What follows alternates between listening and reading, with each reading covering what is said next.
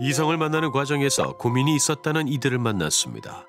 소위 말해 라고 해서 남자가 사귈 것처럼 행동하고 이제 성관계만 하고 잠수 타는 경우 그런 경험을 처음 겪어보고 성적으로 너무 수치심을 느끼는데 친구들한테도 말을 못하겠고 어디에 털어놓을 데가 없어서 이제 인터넷으로 막 찾아보게 된 거예요. 사귀었던 남자랑 관계가 좀 틀어져가지고 제가 다시 만나고 싶어서 라는 를 보면서 상담을 신청하게 됐던 것 같아요. 상처 입은 마음을 치유하고 싶어 그들은 한 연애 상담 업체를 찾았답니다. 이 프로그램을 수강하고 나면은 180도 달라진다는 막 후회가 너무 많으니까 내가 이걸 듣고 좀 달라지고 싶다. 나도 막 이렇게 바보같이 휘둘리고 싶지 않다라는 마음으로 처음에는 전화 상담을 신청했죠. 상담을 진행한 건 김 대표. 10수년간 연애 상담을 진행해 왔다는데요. 근데 이제 그 사람이 전화를 했을 때 힘들었겠어요. 많이 속상했겠어요. 그쵸? 제가 딱 그 슬퍼하는 부분을 딱 위로를 해주거든요. 처음에는 반신반의했지만 그의 수업을 들어보니 마음에 와닿았답니다. 그 사람이 말하는 내용들이 다 어느 정도 심리학 책에 있는 내용이고 연예 기술 책에 있는 내용이고 진짜 검색해보니까 나오니까 그래서 점점 이제 막 믿게 됐던 것 같아요. 이후 그와 만나서 상담을 받고 싶어 대면 수업을 신청했다는데요. 그런데 한 가지 조건을 붙였답니다. 뭐였을까요? 내담자들에게 나체 사진을 촬영해서 보내라고 했다는 건데요. 네? 이성을 만날 때 행동을 교정해야 한다는 명목으로 다양한 자세의 나체 사진을 요구한 김 대표. 네? 무슨 행동을 교정해요? 일본부터 시작해요. 왜냐면 갑자기 너 보여줘 하면은 누가 보내겠어요. 그래서 처음에는 일본, 그다음에 사진, 그다음에 사진, 그다음에 가슴 사진, 가슴에 나오는 전신, 얼굴에 나오는 전신, 나중엔 영상 이렇게 되는데 보내야 될까 말까 고민을 하는데 거기서 이제 다른 여자들 사진을 보내줘요. 다른 여자들이 이렇게 찍었어. 그러니까 너도 이렇게 하면 돼. 사진을 찍어갖고 이상하다고 생각을 안 하게 되는 거죠. 의심스러운 부분이 없지 않았지만 신뢰했던 이유가 있었답니다.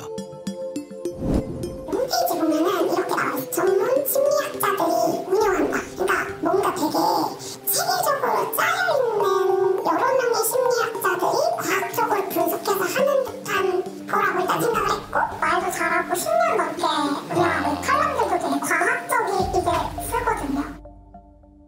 엄청 대단한 사람이라고 생각을 했어요. 내가 이 사람한테 배울 점이 너무 많겠다. 배워가야겠다. 그런데 김 대표는 점점 더 노골적으로 성적인 요구를 했다는데요. 처음 오자마자 그 사람의 문제점을 막 알려줘요. 너는 이해가 안 되고 너는 이해가 안 돼. 너무 보수적이라서 안 된다는 거예요. 여자가 스킨십이나 이런 부분에 의해서도 너무 허용해주지 않고 그렇기 때문에 네가 안 되는 거다. 그래서 네가 앞으로 이런 걸 연습을 해야 된다. 수업의 일환이라며 강제 추행도 서슴지 않았답니다. 네? 그냥 사람들 다 있는 식당에서 해요. 그리고 길거리에서도 계속 강제 추행을 하고 가만히 있으라고 해요. 자기가 만지면 가만히 있어. 있을 때도 그렇고 사람들 보는 앞에서도 성기를 만지고 가슴을 만지고 엉덩이를 만지고. 말이 됩니까 저게? 그의 요구를 거부하면 내담자들의 잘못인 양 몰아갔다는데요. 뭐가 그렇게 힘들죠? 뭐가 그렇게 힘들어요? 너 오늘 나 속였어 안 속였어?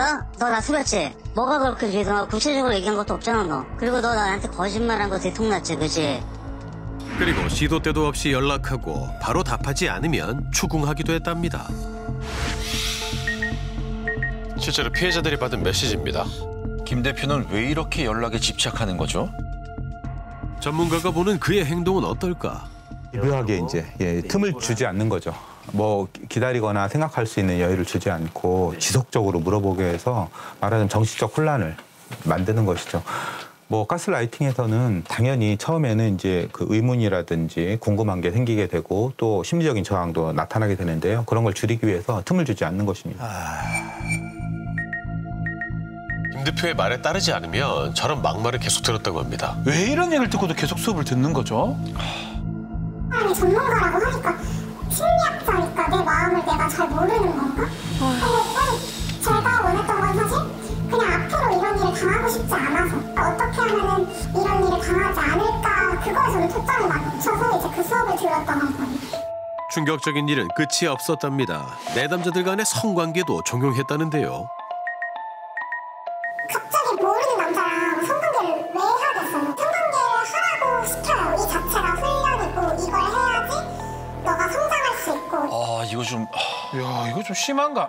말이 돼요, 이게? 그래야 연애력이 발달이 되고 너가 더 발전할 수 있다 라는 식으로 계속 세뇌를 시키고 남자 내담자들도 같은 이유로 성관계를 지시받았다고 합니다. 대체 왜 이럽니까? 그러니까 이것도 치료라는 명목이죠. 자꾸 여자 내담자랑 연결해주려고 얘랑 자야 너도 치료가 되고 얘도 치료가 된다. 그래서 그렇게 하는데 근데 좀 싫은 내색을 하거나 싫다고 하면 거기에 이제 자기 말을 따를 때까지 아, 이건... 심지어 김 대표는 내담자들에게 자신과의 성관계까지 요구했다는데요. 에? 저한테 기술을 알려준다. 수업을 한다고 해서 이제 가는 건데 이제 갑자기 다짜고 모텔을 가는 거예요. 근데 진짜 안 되는 줄 알았죠. 왜냐면 그 사람이 10년 넘게 이 연애 상담소를 운영을 못하죠. 그러면 그렇게 생각을 해서 같이 갔는데 갑자기 저 옷을 벗기고 막 이제 하려고 하는 거예요.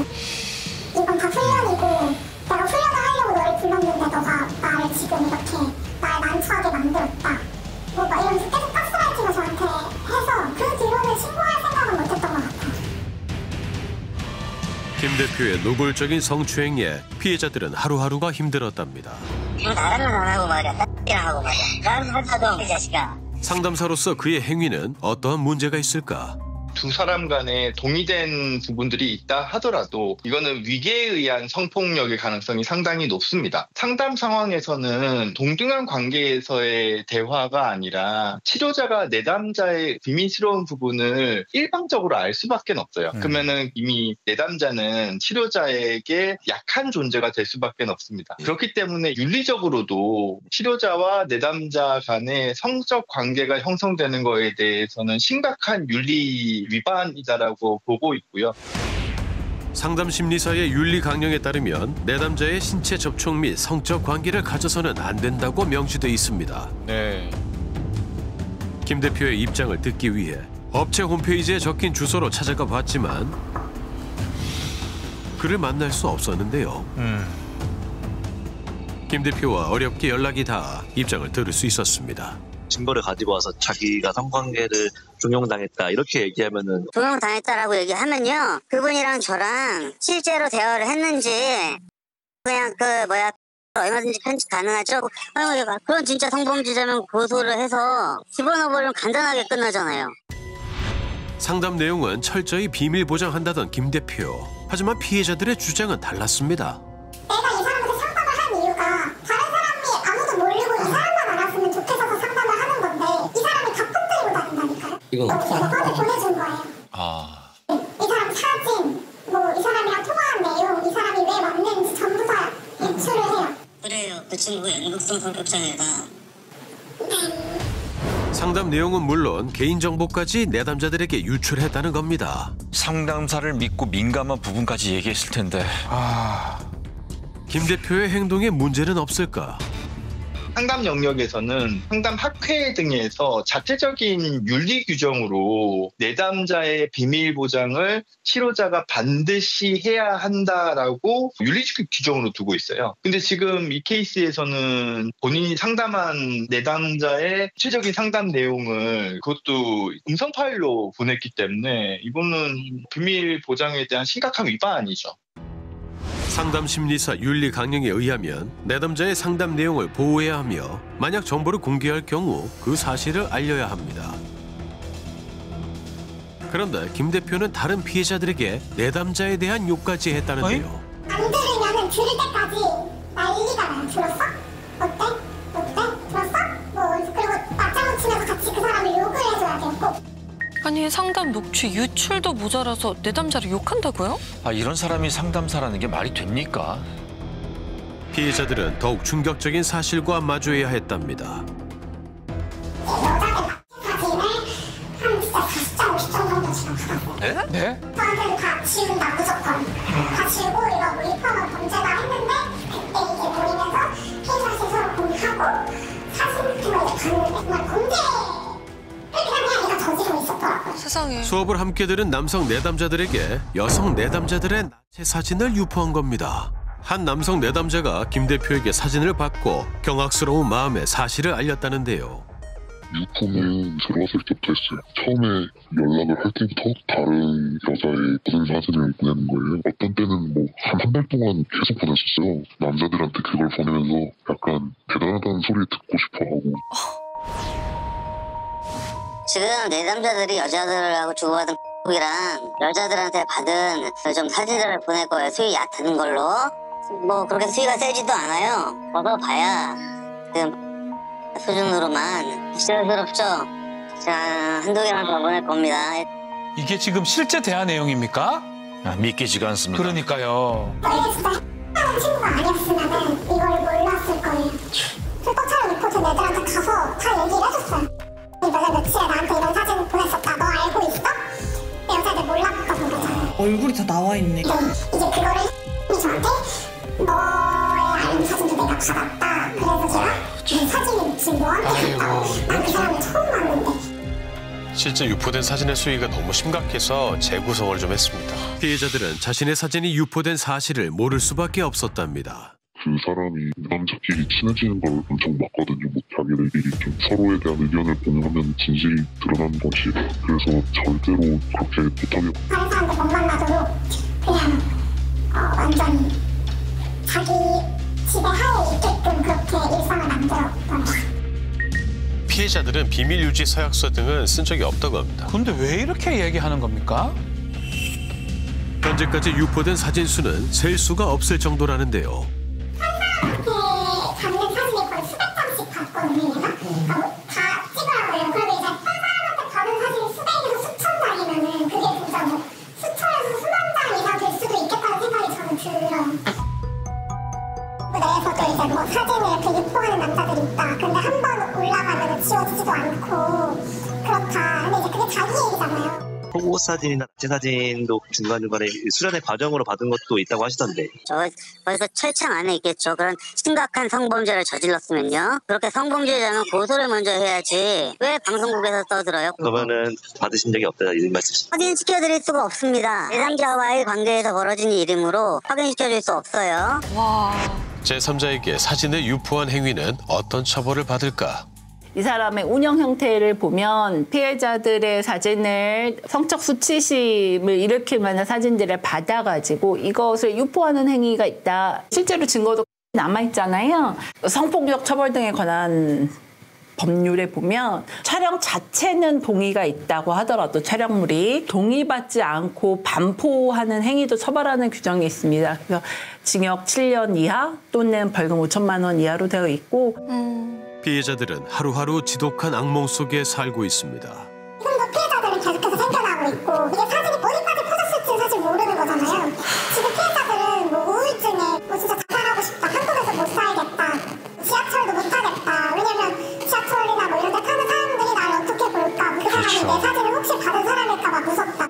피해자들은 자신들이 당한 일들을 말하기까지 많은 어려움이 있었답니다. 다들 보복당할까 봐 아무도 하고 싶어 하지 않고 못하고 그러다가 알게 되면 어떡해요? 제 사진 유포하면 어떡해요? 그래서 계속 전화하고 연락하고 만나서 제가 계속 설득을 했어요. 근데 그러다가 이제 한 명, 두 명 이제 점점 설득을 해서 저희가 몇 명이 모였고. 그런데 김 대표에 대한 문제를 제기하는 과정에서 또 다른 사실도 알게 됐다는데요. 소리라고 항상 얘기하죠. 모든 사람한테 다 신고죠. 남자, 여자. 그리고 이제 더 악질인 게 자기가 인기가 많은 미문남이다라고 하면서 여자들이랑 성관계를 하고 다녔는데 사실 이 사람은 유부남이고 아이도 있다라는 걸 저희가 알게 됐죠. 해당 업체의 정보에서 김 대표 아내의 존재를 알게 됐다는 겁니다. 테크 출원을 신청했던 걸 보게 됐어요. 그 상표권 등록을 하려고 한 사람 이름이 으로 돼 있어서 일부 내담자가 수업료를 입금한 계좌가 아내 명의였다는데요. 그동안 미혼이라고 밝힌 김 대표의 입장은 무엇일까? 제가 결혼했던 사실도 알려주면 안 되고요. 제 처가 노출되어서도 안 돼요. 결혼했다는 사실이 무슨 말씀이세요? 제 기혼 여부도 얘기가 되면 안 된다고요. 모든 신뢰가 깨진 순간 전문 상담사가 맞는지 의심스러웠답니다. 김 대표는 항상 자신을 임상심리학자라고 강조했습니다. 자기는 지금 학회에 뭐 세미나 들으러 왔다 이러면서 막 그런 식으로 얘기했었거든요. 김 대표가 해당 학교에 소속돼 있는지 확인해 보았습니다. 네, 안녕하세요. 저희 임상심리학입니다. 이라는 선생님이 아예 안 계세요. 김 대표의 임상심리 관련 자격증 취득 여부를 확인할 수 없어 그에게 직접 물었습니다. 저 수련받은 전문가 맞고요. 그럼 임상심리 뭐 상담 전문 자격증 같은 것도 있으신 거예요? 지금 제가 제 정보 다 알려드리기 싫습니다. 수련증을 제가 보내놨으니까 보시면 되잖아요. 임상심리 관련 자격증을 요구하자 실습 수련 증명서를 보내온 김 대표. 실습 수련 증명서가 뭐죠? 사실 확인을 위해 해당 증명서를 발급한 기관을 찾아가 봤는데요. 수련증은 그냥 1년 동안 수영장 학원 다녔다 이런 정도예요. 이 교육에서 1년 동안 몇 월 며칠부터 뭐 몇 월까지 이렇게 수료했다 이런 자격증을 따기 위한 절차. 이수 과정 중에 하나예요. 이런 걸 채워야 시험 볼 수 있는 자격이 주어집니다. 수련증은 사실은 그 자격증을 다 얻기 위한 중간 단계 정도로만 알고 있긴 한데. 저기요, 우리나라 상담법상 우리나라는 자격증 없어도 상담할 수 있고요. 왜 저희는 치료적 장면을 하지 않습니다라고 적어놨어요. 자문적 상담을 한다고 적어놨어요. 제 유튜브 영상에도 이런 문제가 생기면 가까운 센터나 병원에 가세요라는 안내를 반드시 해요. 홈페이지에 명시한 문구부터 문제가 있다고 지적합니다. 일반 사람들이 봤을 때는 국내 유행, 국내 최초 이런 말에 현혹되기가 쉽죠. 진짜 전문가라 그러면 본인이 어디 소속에 어떤 자격을 가지고 있다는 거에 대한 구체적인 명시가 있어야 되거든요. 이게 다른 일반적인 상담소나 정신건강 관련 업체 같은 경우에는 그 안에 소속된 사람들의 구체적인 신상 명세가 나와 있어요. 여기는 전혀 그런 게 없기 때문에 신뢰할 수 없는 기관이라고 보는 게 맞고 정상적인 상담센터라고 보기도 어렵습니다. 아하. 이에 대한 김 대표의 입장을 물었지만 답은 없었습니다. 오히려 김 대표는 내담자에게 피해를 당했다고 주장하는데요. 네? 제가 지금 제 가족이랑 친구랑 내담자랑 전방위적으로 스토킹을 당하고 있어요. 지금도 당하고 있고 사람이 편하겠어요. 저 정신과 치료까지 받아요. 실행범도 지금 밝혀졌어요. 이 사람이 협박 문자를 보내고 계정을 개설한 뒤에 계정의 이메일과 으로 괴롭혔어요. 그런데 현재 피해자들은 김 대표에게 위협을 받고 있다는데요. 계속 그 보복을 강조해요. 그러니까 자기를 이렇게 하면은 보복을 할 것처럼 하는데 거의 일상생활 불가능하게 뭐 제 집 주소도 자기 유튜브에 올리고 힘든 상황이. 그래서 저희가 불안한 거예요. 그 주소 다 알고 있는데 와서 그 사람이 복수할 수도 있고 보복할 수도 있는 거. 김 대표의 이런 행위는 법적으로 처벌할 수 없을까? 하나는 스토킹 처벌법이고요. 피해자의 주거지를 찾아가는 행위도 스토킹 행위이고요. 피해자의 위치 정보를 게시하거나 제3자에게 알려주는 것도 스토킹 행위에 들어갑니다. 그래서 이 행위는 스토킹 처벌법상 스토킹 행위, 스토킹 범죄에 포함이 되고요. 또 하나는 이것이 고소에 들어가서 피해자 협박 행위로 평가가 된다면 특정범죄, 가중처벌 등에 관한 법률에 보복범죄 처벌 규정이 있어요. 그래서 보복범죄로 평가돼서 처벌을 받을 수도 있습니다. 그야말로 모든 사람들이 다 내가 상담을 해줄 수 있다라고 생각하는 시대가 되었습니다. 친구들 간에, 가족들 간에 상담을 해주는 것은 문제가 없긴 하겠지만은 내가 아무리 힘들고 불안하다 하더라도 신뢰성이 있는 사람인지에 대해서 먼저 꼭 확인을 하시고 상담을 받으셨으면 좋겠습니다.